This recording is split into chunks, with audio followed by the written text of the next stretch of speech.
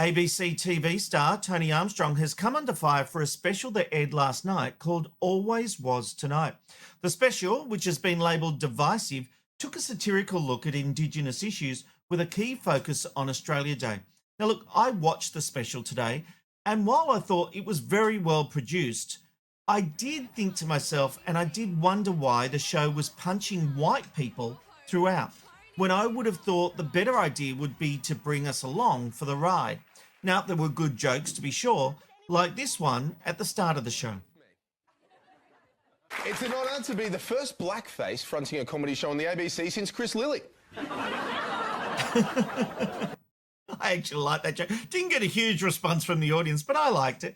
Look, the writing on this was great, although Armstrong, I think, struggled delivering comedy. He is a great presenter, which really showed at the end when he gave a serious message about Indigenous youth incarceration. And he is likeable. But he just seemed to be lacking that comedic edge. Luckily for him, the show was very well produced, and it smoothed over those minor issues with his performance. But I came away wondering who this was made for. Was it made for an Indigenous audience who don't need a lesson on racism in this country? Because, to be honest, the show did itself no favours when it declared whites as racist if they supported Australia Day. I'm sorry, I'm white. I support Australia Day. I want to celebrate our nation. And judging by this special, I'm racist. Skits like this one, though, did cut through without belittling modern white audiences. People say you shouldn't get too political around January 26. It might ruin the barbecue. Well, I'd never want to ruin a barbecue, so here's some tips to get yours sizzling. The secret is seasoning. This spice mix has a hint of lemon myrtle in it. Flip the meat so that it's coated on both sides, just as some historians believe the gifts distributed by soldiers given to Aboriginal people at Manly Cove were coated in smallpox. But don't focus on that. It might ruin the barbecue. I'm using olive oil, but you can use whatever oil you prefer, as long as the bottle doesn't remind you of the vial of live smallpox variola matter reportedly in the possession of Dr. John White, surgeon with the First Fleet, because that could ruin the barbecue. Now, I found that very informative. I didn't know that. Probably says much about me and not understanding Australian history, which has been fixed now. Young kids coming up probably do know that. Wasn't taught in my day, or I certainly didn't learn it. There was nothing wrong with a skit like that. But what it comes down to is that this idea that we can't ruin the barbecue because we're more concerned with the barbecue than the injustice against Indigenous Australians. But two things can be true. The atrocities that Indigenous Australians went through under colonialism is terrible. No one's disputing that. And you know what? I don't mind a debate on the day we celebrate Australia and Australia Day. But this special came across like we are outrageous, we are racist if we think it's worth celebrating Australia and Australia Day. I'm sorry, but I am one of the people who want to celebrate our nation. I want our cultures to come together. But this show played on racial stereotypes, the exact thing whites are accused of when it comes to Indigenous Australians. You know, there was a show on SBS called Big Mob Brekkie, and it celebrated Indigenous culture. It was sort of like a breakfast sunrise, an Indigenous version of Sunrise. I really liked it. It was on SBS. It did a much better job of integration. This was 30 minutes of white Australia, you're fucked. That's pretty much what it said to me. It really just said, you are the problem. Maybe I am the problem. But you know what? Atrocities have happened, and yes, we need to make up for them. But we also are where we are. You know, we need to integrate as a society. I'm sick of being told that I shouldn't celebrate being an Australian. Now, that doesn't mean I'm celebrating being a white Australian.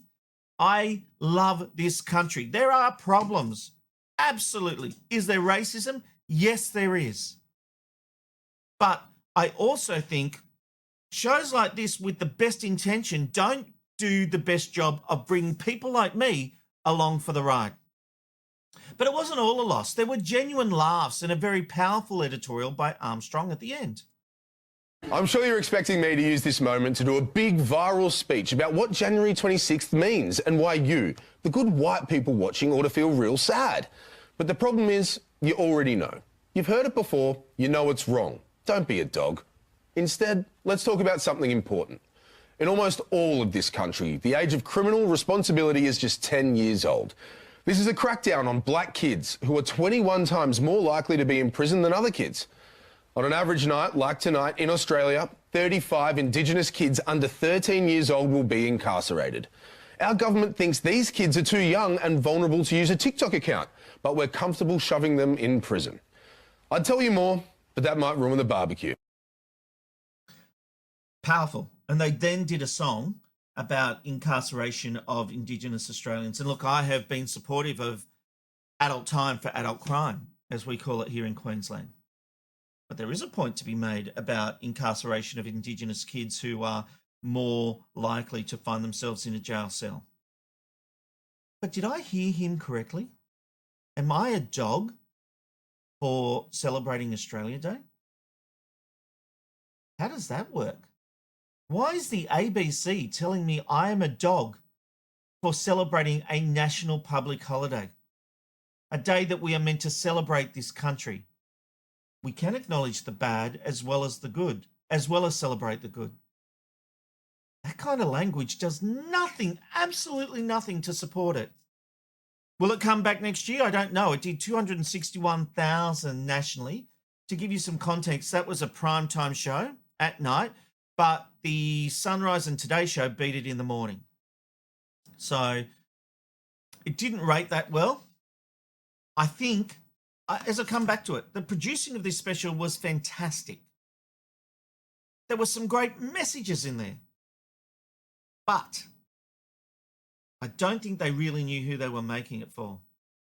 Are you speaking to the echo chamber, or do you really want change? Do you really want Middle Australia, White Australia, to come along for the ride? Well, you're not going to get that by telling us we're all assholes or dogs. That is the big problem with this show. It came from an air of arrogance. And this is people on the left, the hard left, wokeism, whatever you want to call it. This is the thing they don't get. They think they're right and they can beat us down with words. You get more flies with honey. Bring us along. Don't make us feel bad about living and being alive. White privilege or whatever you want to call it. If you want to have us on this journey, don't treat us like shitheads. Don't treat us like we're the enemy, because otherwise we will remain the enemy. It's that kind of talk that has led to this whole MAGA thing in the States. You know, white people over there are being told they're wrong, they're the problem. And ultimately they're fighting back. People don't want to be told they're the problem. They want to be part of a solution. But when you treat them like the enemy, you're only going to create an enemy. McKnight Tonight.